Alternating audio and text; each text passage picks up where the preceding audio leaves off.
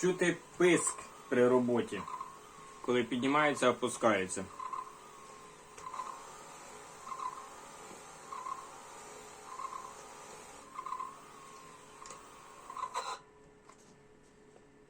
І зупиняється при нагрузці верхньої частини.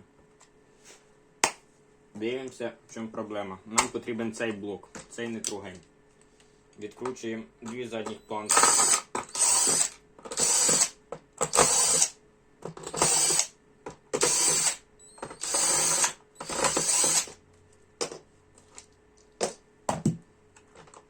Перевертаємо блок. Дивимося. Ремінь розтягнутий. Викидаємо. Вставляємо новий. Провіряємо мотор. Якщо крутимо, легко ходить. Ніякого звуку нема писку. Так провіряємо якість щоток на моторі. Вставляємо новий мотор. Ремінь, вибачаюсь.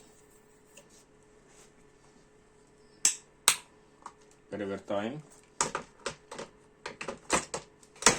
Перевіряємо.